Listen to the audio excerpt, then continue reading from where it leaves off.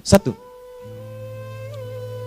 alladzina hum fi salatihim khashi'un. Syarat pertama, kalau ingin mendapatkan surga Firdaus tadi dan kebahagiaannya diturunkan ke bumi, dibawa sampai mati, masuk ke alam kubur lebih bahagia lagi, maka amalan pertama untuk melatih menguatkan iman itu, coba berlatih untuk menunaikan sholat dengan khusyuk. Kalau Anda kerjakan benar sholat ini, maka apa yang Anda dapatkan? Teman-teman ingat betul, saya mau tanya sebentar. Keabadian yang abadi disebut dengan sa'id. Kalau kita ingin turunkan ke dunia percikannya kita dapatkan, usahanya disebut dengan apa? Masih ingat? Aflah itu kalau didapatkan, kata dasarnya apa tadi? Falahun. Lihat baik-baik. Kata Allah dalam Al-Quran tadi, kalau ingin mendapatkan falahun, amalan pertama sholat. Makanya ketika dipanggil sholat, kalimat falah dilekatkan pada panggilan sholat. 5 kali diingatkan. Begitu muadzin kemudian azan memanggil Anda, hayya 'alas shalah. Anda bertanya, ya Allah kenapa kami mesti sholat? Dijawab, hayya 'alal falah. Yuk, pagi yuk.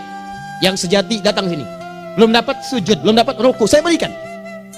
Makanya ketika orang sholatnya benar, dia akan mendapatkan 5 keutamaan. Saat di dunia nih, belum ke akhirat, 5 keutamaan yang tidak diberikan pada orang yang tidak sholat. Atau orang sholat tapi sholatnya nggak khusyuk. Sebab syarat mendapatkannya khusyuk. Alladzina hum fi sholatihim khasyi'un. Bukan alladzina hum fi sholatihim saja, tapi ada kalimat khasyi'un. Artinya yang tidak khusyuk saja nggak akan dapat, apalagi yang nggak sholat. Apa yang 5 ini?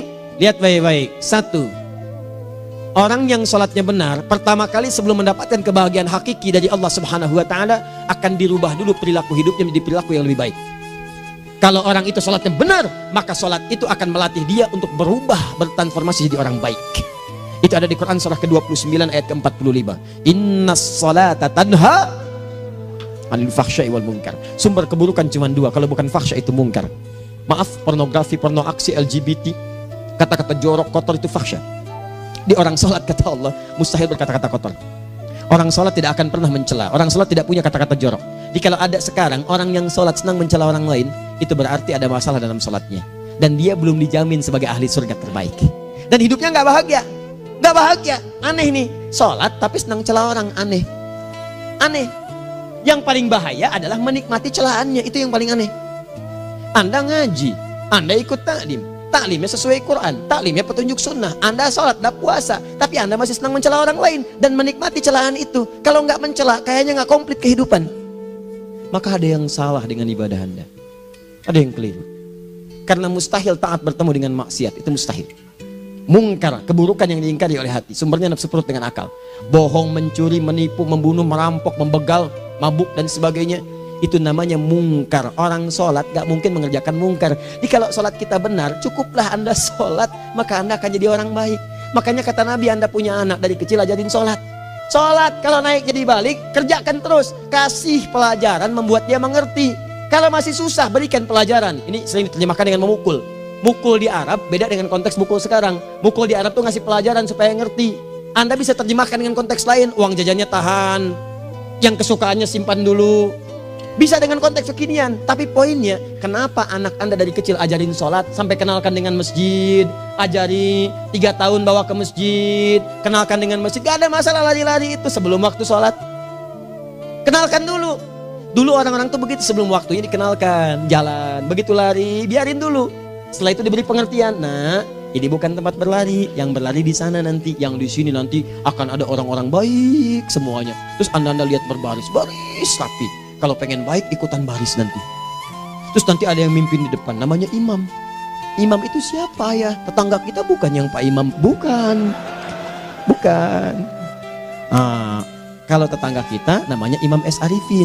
Kalau yang ini imam sholat namanya. Imam sholat itu nanti akan pimpin menyembah Allah. Allah siapa ya?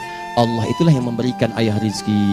Allah itu yang memberikan ayah rizki sehingga bisa beli tobot buat kakak, beli robokar poli, ini yang poli, ini yang embers, ini yang heli, ini dulu kakak semuanya tuh yang kasih Allah. Nanti kalau kakak bagus bisa ikut rapi di sini, Allah akan senang, akan ditambah lagi oleh Allah. Oh begitu ya, datang begitu caranya. Ini bukannya waktu sholat belum dikenalin, udah dibawanya main-main di masjid. Bahkan ada yang agak repot lagi, di rumahnya susah diatur, dibilang, kamu ini susah diatur, main sana ke masjid, disuruh main, ya main di masjid. Yang salah bukan anaknya, orang tuanya. Apa rahasianya anak itu disuruh ke masjid, suruh sholat? Rahasianya, begitu anak itu sholat dengan baik, maka dia akan tumbuh jadi anak baik di kemudian hari. Itu maksudnya. Nah, sekarang saya agak bingung ini, pendidikan TK sekarang salah sih? Enggak, cuma saya agak bingung mikirnya. Ini anak belum diajarin sholat, udah diajarin manasik. Itu bagaimana cara berpikirnya Ferguson? Agak repot saya mikirnya tuh. Ya, walaupun salah sih enggak, cuma saya bingung gitu. Kenapa nggak dikerjakan tahap yang pertama dulu? Tangga itu kan berurutan, nggak bisa Anda lompat langsung ke 5. Kan 1, 2 belum terlewati. Jelas ya? Ah, ini gambarannya. Sholat nih. 1 pasti baik. Jadi kalau sekarang sholat, lisan belum baik, mata belum baik, sampai ke kaki, berarti ada yang salah sholatnya tuh. Ada yang nggak tepat. Tangan sembarangan, snack orang ngambil. Awas. Tuh sendal orang, mau wudhu nggak ada sendal, pakai sendal orang. Udah bilang belum? Kehujanan pakai payung orang. Udah bilang belum? Ya kan gampang Ustaz. Ini kan juga mungkin diikhlaskan karena Allah. Ya ikhlas, cuman pakainya belum minjam. Bagaimana kalau sedang pegang payung itu keluar, Anda meninggal? Nah, coba mikirin ke situ. Coba ke kantor. Kalau didorong proyek yang nggak jelas, minta tanda tangan, pikirin dulu bagaimana kalau meninggal. Kemarin saya sama teman-teman artis saya katakan begini, Anda ya, kalau Anda mengaji dengan saya, jangan pernah menerima peran maksiat. Walaupun itu sekedar adegan, tapi itu maksiat. Kalau bayangkan ketika Anda memerankan itu, Anda diwafatkan oleh Allah Subhanahu Wa Taala. Maka demi Allah saya katakan tidak ada faedahnya Anda ngaji sekarang, ngaji besok. Ketika Anda menerima peran itu, Anda wafat dalam keadaan bermaksiat di hadapan Allah Subhanahu Wa Taala. Maka saya pun katakan pada Anda, ayo belajar yang betul. Pahami, bangun sholat, belajar, dalami seperti orang tua kita dulu. Tinggalkan nyontek, budaya yang gak jelas. Rasakan ketika nyontek Anda wafat. Apa yang Anda dapatkan? Di Libya itu kalau nyontek, di Libya ya, saya pernah sekolah di Libya nih. Itu kalau nyontek di Libya aja dulu. Dan rekornya 100% ketahuan. Begitu sudah selesai, cuma jeda 2 jam, langsung ada panggilan. Si Fulan silahkan datang ke kantor. Apa yang disediakan di kantor sudah siap. Anda diberi waktu 2 jam dari sekarang, siapkan beres-beres koper Anda. Di sini tertulis Anda akan pulang. Tiketnya sudah lengkap, dikawal 2 orang. Dituliskan di situ anak ini nyontek gak boleh kembali ke sini. Libya. Gak ada zero tolerance bagi yang seperti itu, keluar. Kami gak terima di sini. Harusnya begitu. Gak ada faedahnya. Yang kita butuhkan amalan dari ilmu, bukan nilai-nilai itu sementara. Gak ada. Sudah. Nah ini akhirnya begini kualitasnya nih. Tertulis di ijazahnya bagus, cum laude, IPK-nya 4, tapi gak ada aplikasinya. Yang pintar banyak, kita butuh yang baik, pintar yang baik. Sekarang yang pintar banyak, kepintarannya dipakai untuk nipu orang. Itu yang bahaya. Ahli hukum banyak yang dihukum. Ahli ekonomi tidak bisa mengangkat perekonomian. Apa yang salah? Apa yang salah? Ini yang jadi persoalan.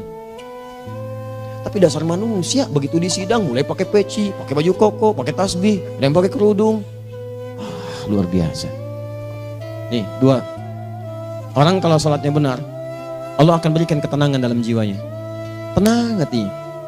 Jangankan musibah kecil, musibah paling besar pun tenang aja dia. Tenang, dia paham rumusnya. Allahu Akbar. Turun Quran surah ke-13 ayat ke-28. Ala bidzikrillahi tatmainnul. Yakinkan pada dirimu zikir kepada Allah membuat hati tenang. Di antara turunan zikir amalannya adalah sholat. Dari mana taunya? Quran surah ke-20 ayat ke-14. Innani anallahu la ilaha illa ana fa'budni wa aqimis salata lidzikri. Saya Allah, kata Allah ke Nabi Musa. Tidak ada Tuhan selain saya, sembah saya. Bagaimana menyembahmu ya Allah? Tunaikan salat sebagai zikir kepada saya, zikir. Nah, maka kalau Anda sedang tidak tenang, ayo ke masjid. Banyak zikir itu, baca Quran zikir. Quran surah 15 ayat 9. Inna nahnu nazzalna dzikra. Kami turunkan Al-Quran sebagai zikir. Jadi kalau Anda sedang baca Al-Quran, Anda sedang berzikir.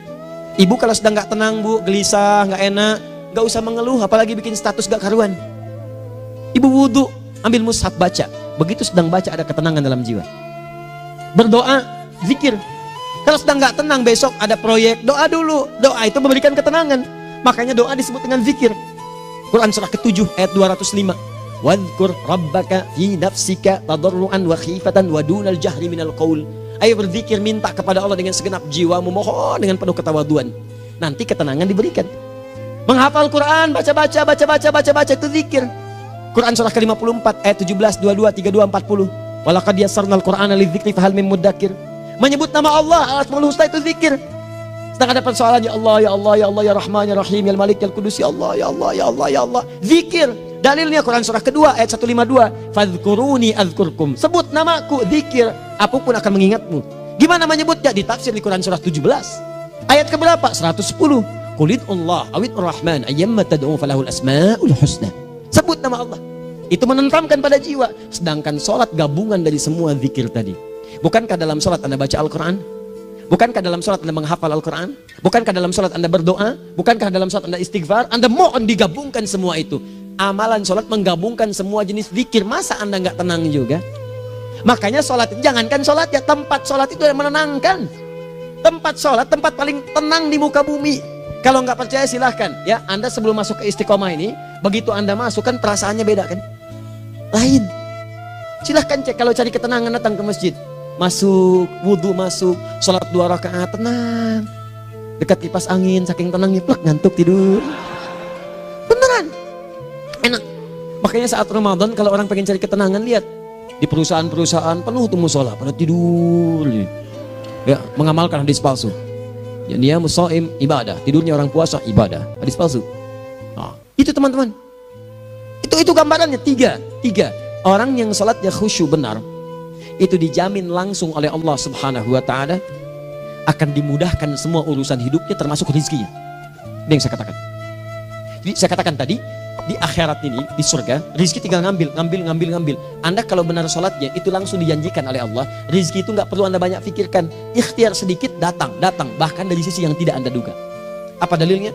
Quran surah ke-65 ayat 2 dan 3. Ditafsir di Al-Baqarah ayat 2 dan 3. Wa may yattaqillaha yaj'al lahu makhraja. Ada orang yang meningkatkan takwanya kepada Allah, kami mudahkan urusan hidupnya. Setiap persoalannya diberikan jalan keluar, mudah. Solusi. Setiap ada problematika, ada solusi. Wa yarzuqhu min haitsu la yahtasib. Dan kalau dia ingin mendapatkan rezeki, bahkan kami kirimkan dari sisi yang tidak dia duga. Orang lain capek ini datang lagi, tawaran proyek datang lagi. Utsman tuh Masya Allah kayanya banyak, tapi yang paling dirindukan bukan saat mendapatkan peningkatan omsetnya, yaitu saat dia mendapatkan waktu khusus dengan Allah untuk sholat malam hari, sampai-sampainya sempat sholat tahajud sampai khatam Al-Quran. Abdurrahman bin Auf demikian, Tamim Ad-Dari demikian, sholat karena tahu sholat itu meningkatkan rizki. Karena tahu kuncinya ada di situ, Allah yang punya rizki, disebut dengan Razak, pemilik rizki. Maka saya harus punya hubungan dekat dengan Allah. Kalau sudah punya hubungan dekat, mau apa aja gampang. Belum minta, udah diperhatikan. Silahkan cek, Anda punya hubungan baik dengan bos Anda di kantor. Ya, sebelum Anda minta, beliau udah pikirin tuh. Telepon bendahara, dia udah ngambil belum gajinya? Belum Pak, tambahkan bonus sekian. Kenapa? Karena dia mengawasi Anda. Allah maha tahu dibandingkan dengan bos Anda. Mendekat kepada Allah, semua diperhatikan oleh Allah. Siapa orang takwa itu? Kalimat takwa pertama di Al-Quran Al-Baqarah ayat 2, amalannya ayat 3. Dzalikal kitabu la raiba fihi hudal lil. Siapa mutakin itu? Ayat 3-nya. Alladzina yu'minuna bil ghaib wa yuqimunas shalah. Di gampang, kalau pengen mudah hidupnya gampang. Biaya nggak mahal, tenaga nggak banyak, tingkatkan takwa nih. Jadi kalau hidup Anda masih susah, di kantor champion, di rumah tangga bermasalah terus, atau sebaliknya, maka boleh jadi kalau gelar Anda tinggi, harta Anda banyak, tapi selalu punya masalah. Bukan Anda kurang hebat, bukan Anda kurang kedudukan, bukan Anda kurang kaya, Anda kurang takwa. Dan yang paling dahsyat, mungkin sholat Anda belum berkualitas. 4. Orang yang sholatnya benar, khusyuk dia. Bahkan saat sholat itu kalau dia minta, maka seketika doanya akan dikabulkan. Tanpa diskusi, langsung seketika. Contoh, Quran surah ketiga ayat 38 sampai 39. Demi Allah saya katakan, Nabi Zakaria punya masalah, masalahnya pelik. Sudah berumah tangga, istrinya divonis monopos, maaf bahkan mandul. Gak mungkin punya keturunan. Maka apa yang beliau kerjakan? Secara singkat beliau sholat. Begitu sholat minta kepada Allah. Hunalika da'a Zakaria rabbah. Di mihrab itu beliau bermohon kepada Allah. Bermohonnya sambil sholat.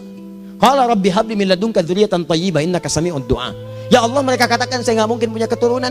Sekarang saya ingin katakan, ya Allah, saya hanya minta darimu saja, saya nggak akan dengarkan mereka. Ya Allah, mohon Engkau maha mendengar, ya Allah. Maha mendengar doa saya. Kalau kepada yang maha mendengar aja nggak mengabulkan, kepada siapa lagi saya mesti minta? Apa yang terjadi? Fanadatul malaikat wa huwa qa'imun yusolli fil mihrab. turun malaikat mengabarkan, sedangkan beliau masih sholat, belum selesai dalam sholatnya. Sholat khusyuk itu belum selesai sholat aja dikabulkan, doa sudah turun. Sholatnya belum selesai, doa sudah dikabulkan. Annallaha yubashshiruka bi Yahya. Allah kasih kabar gembira, doa kamu didengar, dikabulkan, kamu akan punya anak, namanya langsung dari Allah Yahya, artinya hidup. Yang mustahil menurut manusia, lahir seorang dari rahim perempuan yang menopus dan mandul, bayi yang hidup, kata Allah nggak ada yang mustahil bagiku, jadi dan jadi dia. Berita baiknya, Nabi Zakaria sholat dikabulkan. Umat Nabi Muhammad sebelum sholat sudah ditunggu oleh Allah, mau minta apa aku kabulkan sekarang. Hadisnya qudsi, saya bacakan. Hadatsana qala Rasulullah sallallahu alaihi wasallam, qala Allahu azza wa jalla, qasamtu shalah baini wa baina abdi. Kata Allah, saya bagi dua ya salat antara aku dengan hambaku. Wali abdi ma sa'ala. Kalau hambaku benar salatnya, aku berikan apapun yang dia minta sekarang. Idza qala al-abdu alhamdulillahi rabbil alamin. Bagian pertama, kalau hamba benar dibaca Al-Fatihahnya dari alhamdulillahi rabbil alamin, kalau Allah azza wa jalla dijawab oleh Allah, hamadani abdi, hambaku sedang memujiku. Wa idza qala ar-rahmanir rahim, jika hambaku berkata ar-rahmanir rahim, qala Allah azza wa jalla asna alayya abdi, hambaku sedang menyanjungku. Wa idza qala maliki yaumiddin, qala Allah azza wa jalla majjadani abdi, kalau hambaku mengatakan maliki yaumiddin, kata Allah hambaku sedang mengagungkanku. Perhatikan sekarang. Wa idza qala al-abdu iyyaka na'budu wa iyyaka nasta'in, jika hambaku berkata sekarang, ya Allah, kami sekarang ibadah, sholat menyembahmu, dan kami sekarang sedang punya masalah, kami hanya minta tolong kepadamu ya Rabb. Apa jawabannya? Beda dengan sebelumnya. Kata Allah, hadza baini wa baina abdi, inilah perjanjian antara aku dengan hambaku. Wali abdi, kalau hambaku benar khusyuk sholatnya sampai detik ini, baru sampai Al-Fatihah itu pun belum tuntas, baru sampai Al-Fatihah itu pun belum tuntas. Kalau benar bacaannya betul, sholatnya dari takbir sampai dengan selesainya, sampai ayat itu, iyyaka na'budu wa iyyaka nasta'in, kata Allah, masalah apapun yang dia minta sekarang aku akan kabulkan. Besok saya kasih rahasia yang di KBP, ada awal pembuka di awal sebelum Al-Fatihah yang kalau anda benar bacanya itu pengantar kepada pengabulan doa di Al-Fatihah. Apa itu? Besok. 5. Yang kelima ini yang paling diharapkan, dan ini penutup dalam kajian kita malam ini. Teman-teman sekalian, perhatikan baik-baik. Jika anda benar mengerjakannya, maka Allah akan jamin langsung anda akan mendapatkan kesuksesan dan kebahagiaan di semua aktivitas anda. Kalau jadi suami, suami yang sukses, rumah tangga yang bahagia. Kalau jadi pegawai, pegawai yang sukses, dan di kantor bahagia. Masih ingat? Kesuksesan yang menghadirkan kebahagiaan, konteksnya dunia disebut dengan falah, dipegang disebut dengan aflah. Dikembalikan lagi ke atas, ke surah ke-23 ayat 1 dan 2. Qad aflahal mu'minun. Apa amalannya? Alladzina hum fi salatihim khashi'un. Persoalannya, kalau anda sholat belum mendapatkan satu di antara 5 ini, apa masalahnya? Pertama masalahnya, kata Al-Quran, boleh jadi yang sholat itu belum khusyuk. Apa itu khusyuk? 2 maknanya, dan saya tutup di sini. Apa yang 2 itu? 1, kebanyakan orang sholat masih membawa dunia dalam sholatnya. Makanya kalau pengen khusyuk, kata Allah, maka anda rasakan akan bertemu Allah. Rumusnya Quran surah kedua ayat 45 sampai 46. Rasakan secara singkat, mungkin itu sholat terakhir yang anda akan kerjakan dalam kehidupan. Mungkin di sholat itu anda wafat.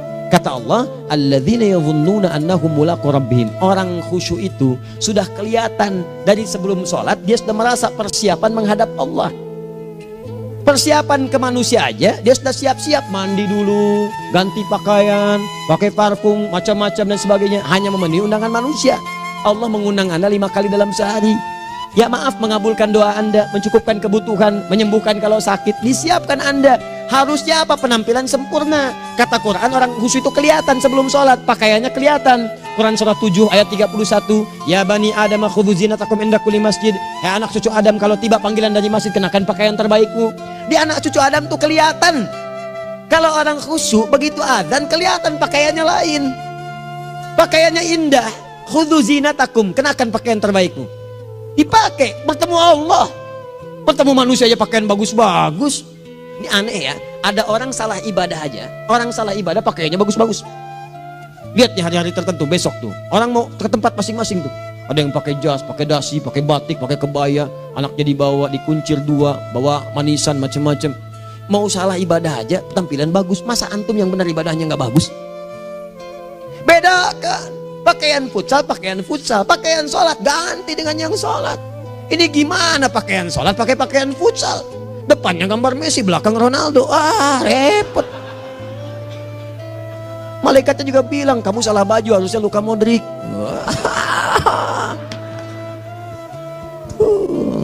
Hafal saya. Nah, yang mau tanya apa? Mourinho dipecat saya tahu. Lagi nganggur sekarang, ditawarin Benfica dia nggak terima. Sekarang jadi dia komentator di BeIN Sport. Nanti sebentar lagi dia akan komentar di laga Saudi dengan Qatar dan komentar laga Arsenal dengan Ipswich. Digantikan oleh Solskjaer. Dia super sub dulu. Ya, super sub. Ya, the baby assassin, ya pembunuh yang berwajah baby face. Masuknya di akhir-akhir, gol. Sekarang melatih dia 5 kali kemenangan, belum kalah sama sekali. Saya hafal itu. Tapi masih di urutan ke-6, tapi jaraknya ke yang ke-4 itu tinggal 3 poin lagi. Hafal saya. Liverpool tahu cuma 4 poin sekarang bedanya, kemarin 7 kalah 2-1 sama Manchester City. Walaupun banyak analisis yang menyebutkan mungkin itu diberikan saja gitu kan, karena ada yang lain-lain. Hafal kedua Manchester City. Hafal saya.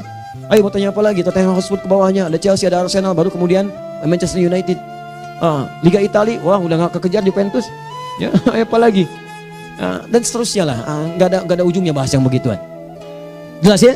Maksud saya, Anda tanya itu saya jawab. Tapi tidak menghilangkan ibadah kita yang lain. Dan apa ruginya? Ya tahajud dah. Apa yang bisa dikerjakan besok, lihat besok. Ya kan tahajud kan bisa besok. Ada orang tahajud jam 10 pagi? Gak ada. Lebih baik Anda kerjakan malam tahajud. Yang tidak bisa dilihat malam bisa dilihat besok. Cara berpikirnya bagaimana kalau besok meninggal? Gak kesampaian teman-teman sekalian. Gak kesampaian.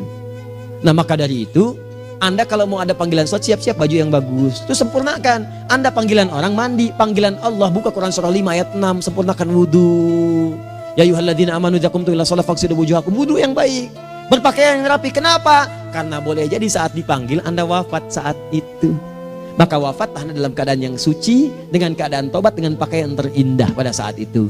Yang kedua, maaf, orang-orang kurang khusyuk itu saya tutup. Yang kedua itu karena kebanyakan orang sholat tidak paham, tidak mengerti apa yang dibaca dan dilakukan dalam sholatnya.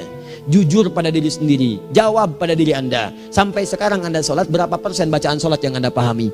Jangan-jangan selama ini Anda sholat ribuan kali sujud, ribuan kali ruku, gak ada yang paham yang dibaca. Sekian persen yang paham, bagaimana sholat Anda bisa khusyuk? Pekerjaan Anda dipahami, urusan akhirat Anda gak dipahami. Di mana cara berpikirnya? Aku yang bagaimana atau engkau yang harus bagaimana? Ya, coba berubah. Nah ini baru satu amalan, belum yang lainnya. Ada 5 amalan lagi yang kalau kita bisa turunkan itu, selain sholat yang khusyuk, maka jaminan tadi akan datang. Baru sholat khusyuk aja 5 datang, apalagi ditambah dengan 5 amalan lainnya lagi. Demi Allah saya katakan, dunia kecil sekali, gak ada nilainya. Akhirat aja enak, nikmat. Saya ketemu Ustaz Arifin beberapa waktu lalu, dan kita doakan semoga Allah berikan kesembuhan, kesehatan. Saya datang, biasa kita adamin berdoa, duduk. Bang istirahat, bang butuh istirahat, umat udah nunggu. Dah gak usah mikir yang lain, karena beliau cerita masjid, cerita zikro, cerita mana. Ya insya Allah. Nitipin ini, nitipin itu dan seterusnya. Dan yang paling indah adalah, bang kita saling panggil weekend. Nikmat, gak ada yang senikmat ini. Zikir, Allah, doa.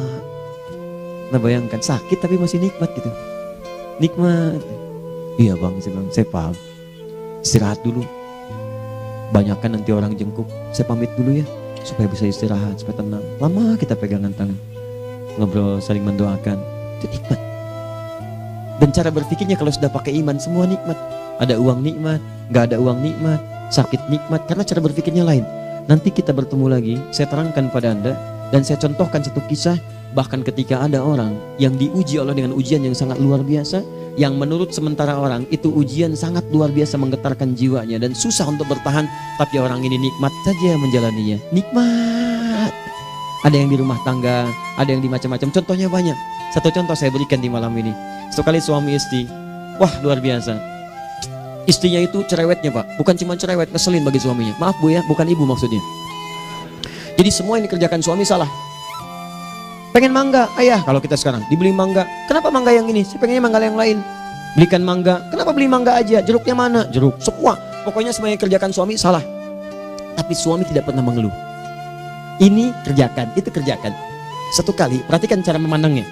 Ketika iman sudah masuk ke dalam jiwa.